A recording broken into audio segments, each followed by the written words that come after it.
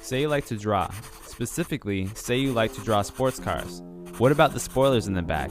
Do they impact the car's performance, or are they there just for show? Okay, say we have two cars now. One has a spoiler and one does not. If they were racing under the same conditions, same engines, and same route, the one with the spoiler would actually win. What if we add a third car with an airfoil? Which one do you think will win the race now? Well, in order to understand the differences that makes one car faster than the other, let's take a closer look at the main forces, lift and drag, that are acting on the car. Lift and drag are forces created as air flows around different shapes. Let's look at a cross-section of an airfoil or wing to clearly show these effects. Air flows around the wing smoothly, except at the tail end where there is some swirling air. The smooth, steady air is called laminar flow, while the swirling air is called turbulent flow. Laminar flow consists of smooth, parallel lines, while turbulent flow has chaotic swirls. Pressure is defined as force divided by area. However, since we are most concerned about the forces of lift and drag, it is easier to write the equation as force equals pressure times area. Pressure differences between two surfaces of an object creates a force going from high to low pressure, because the pressures want to equalize. Let's identify the areas of high and low pressure. The air travels faster above the wing, creating an area of low pressure. Conversely, slower air on the bottom of the wing creates a high pressure area. The airflow above the airfoil separates toward the back and creates turbulence, impacting lift and drag. Now that the high and low pressure areas are labeled, it is easy to identify the forces of lift and drag. The high pressure area below the wing and low pressure area above it creates a force called lift. The high pressure area at the front of the wing and a low pressure area at the back creates a force called drag. Drag pushes the wing backwards, while lift pushes the wing upward. If we take the same airfoil and tilt it upwards, it creates greater pressure differences and changes the area of the wing that the pressure acts on. If you remember the equation we talked about earlier, both the area and the pressure affect the force. This is why it is important to determine the best angle for the airfoil to generate the optimal amount of lift and drag for your application. Airfoils on cars use the same principle but are flipped upside down. A drag force is still pushing the wing back, but the high and low pressure areas have been switched. Thus a downforce is created instead. Minimizing lift on a vehicle is important because it causes the tires to lose traction. Less traction causes bad handling and slower accelerations. Airfoils use a downforce to push the back of the car down. Let's take a closer look at these effects on sports cars. Say air is flowing from right to left. The basic airflow around the car would look like this. Air approaches the front of the car, traveling in laminar flow. As it goes around the car's body, the air separates at the back of the car, and parts of the flow become turbulent and swirl. The flow in the back is an area of low pressure, while the shaded regions on the front and bottom of the car represent areas of high pressure. The pressure difference between the front and back creates drag, and the pressure difference between the top and bottom creates lift. Now let's look at the car with the spoiler. The airflow around it is similar, but with key changes in pressure differences.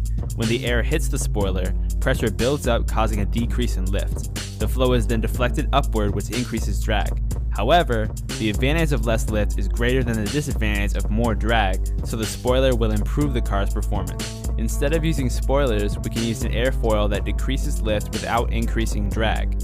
Air flows around the car, but this time a localized pressure difference at the airfoil creates a downforce that doesn't block the airflow like the spoiler. Lift is decreased without significantly increasing drag. In order to test these principles, we built a small wind tunnel. Wind tunnels are usually large and have a controlled current of air or smoke moving through them. Here's the setup. At one end is the nozzle where the smoke is introduced. Next to it lies the test section where the object of study is placed. The fan in the back pulls the smoke out the other side. When performing the experiments, we use lights to illuminate the test section. It is important to redirect the light in the wind tunnel to create a good contrast between the smoke and background. In this empty wind tunnel, you can easily see the flow. From the nozzle to the test section, you can see the smoke accelerating and flowing smoothly through to the other side. Now let's get down to the fun stuff. We chose a 1/24th model Porsche Carrera to test because it's a high-performance sports vehicle that I would like to own someday. Take a look at the streamlines. The smoke flows smoothly over the front of this gorgeous machine, but eventually becomes turbulent at the back of the car. Slow motion really captures the path of the turbulent airflow. Let's see that again.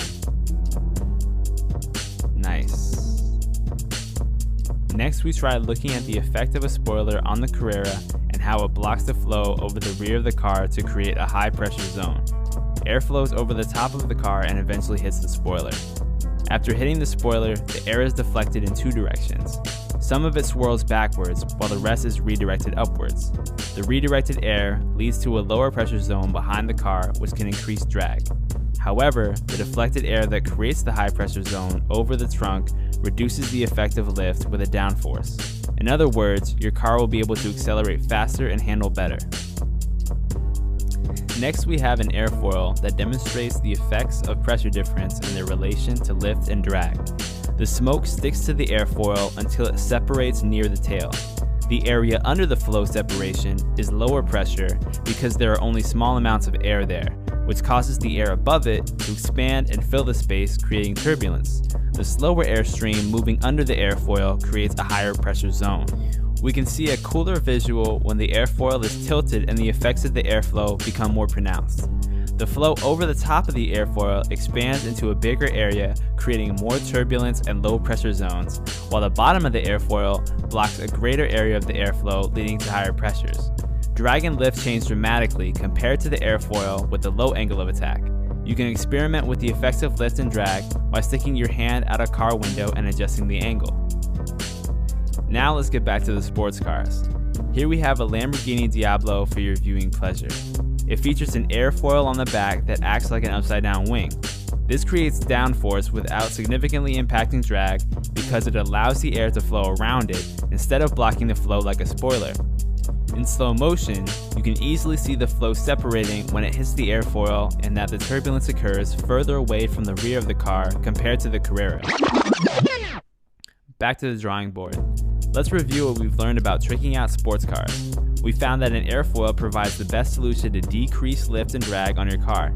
It looks cool and will give you better handling, faster acceleration, and higher top speeds.